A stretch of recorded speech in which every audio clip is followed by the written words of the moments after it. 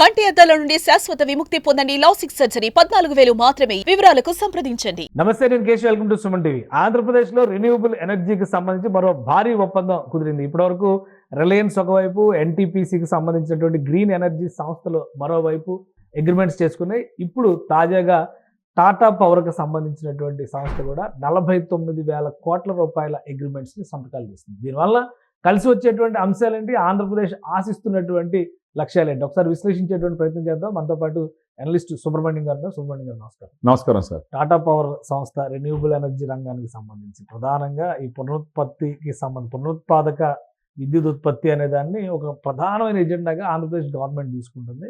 మళ్ళీ ఇది ఒక పెద్ద ఒప్పందం. ఇప్పటికే చాలా కంపెనీలతో చేసుకున్నారు. అవును, ఇప్పుడు మళ్ళీ 49,000 కోట్లు అంటే ఆల్మోస్ట్ 50,000 కోట్లు. టాటా పవర్స్ లాంటి టాటా పవర్ లాంటి సంస్థ.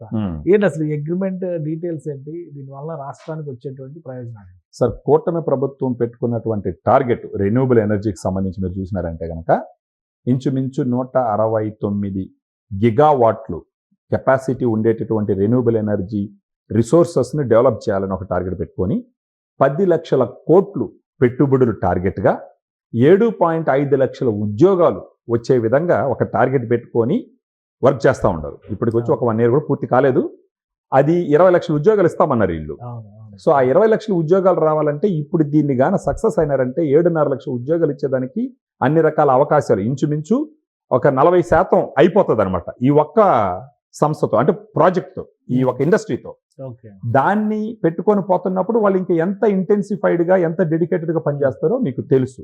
దాంట్లో భాగంగానే ప్రీమియర్ ఎనర్జీస్ కూడా 4 నెలల్లో ఇంచుమించు 1,700 కోట్ల పెట్టుబడితో 2,000 మందికి ఉద్యోగాలు వచ్చే విధంగా 4 నెలల్లో లాక్పోయినారు. అసలు ఎంత సోర్స్ ఉంటుందా? ఎందుకంటే ఒకవైపు ఎన్టీపీసీ గ్రీన్ హైడ్రోజన్ పవర్ కి సంబంధించి, గ్రీన్ కో సంస్థకు సంబంధించి రిలయన్స్ చేసుకుంది.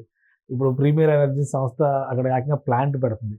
టాటా చేస్తుంది, ఇంకా జిందాల్ కూడా వస్తుంది అనేది. చాలా కంపెనీ, ఇన్ని కంపెనీలకి ఎంత ఎనర్జీ సోర్స్ క్రియేషన్ అనేది ఏంటి, అసలు ఏ లక్ష్యంతో చేస్తున్నారు ఇది? జనానికి అందరికి ఏంటంటే చంద్రబాబు నాయుడు గారు ఐటీ ఐటీ ఐటీ అంటారు. ఈసారి ఐటీ గురించి అసలు ఆయన మాట్లాడట్లేదు.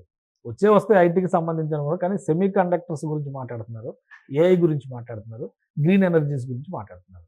అందులోని ఎక్కువ ఒప్పందాలు ఈ సెక్టార్లోనే జరుగుతుంది. సార్, ఇప్పుడు మీరు దీన్ని చూసినారంటే ఆంధ్రప్రదేశ్ భౌగోళికంగా మీరు చూసినారంటే ఇప్పుడు ఏది కూడా సార్, ఇప్పుడు when you are in a Rome, be Roman, when you are in a Rome అంటారు. మనకు రోమ్లో ఉన్నప్పుడు రోమన్ లాగా ఉండమని చెప్పేసి.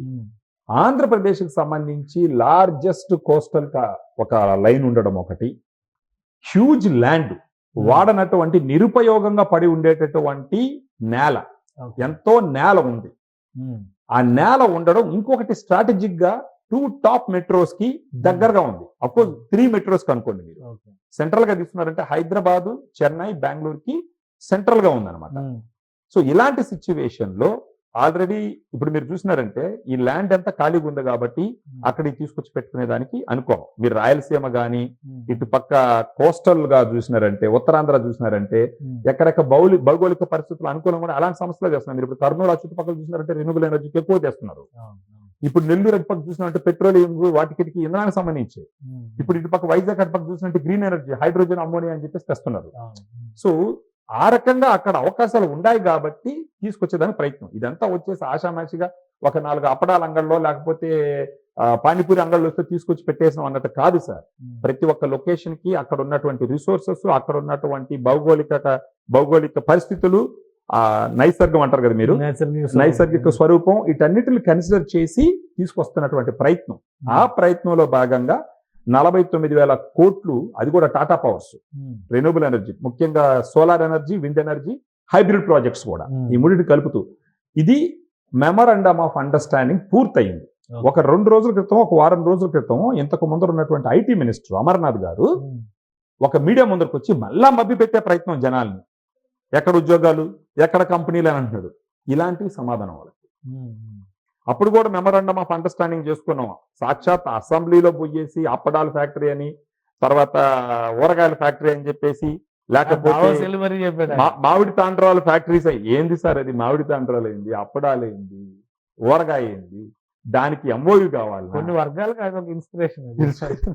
సాక్షాత్తు అప్పుడు చీఫ్ మినిస్టర్ మనకు చేపల అంగళ్ళు వస్తాయి, చికెన్ అంగళ్ళు వస్తాయి అనేసి ఊహించలేదంటే ఆలోచన అక్కడ ఆగిపోయింది అనమాట.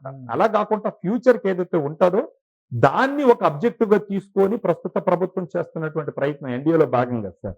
సో ఖచ్చితంగా సీరియస్నెస్ ఉంటుంది. అందులో చంద్రబాబు నాయుడు గారు ఉన్నారు. ఈ ప్లాంట్లు ఎక్కడ పెడతారు? ఈ ప్లాంట్లు అంటే ఏదైనా ఒక లొకేషన్ కర్నూలు మేజర్ సార్.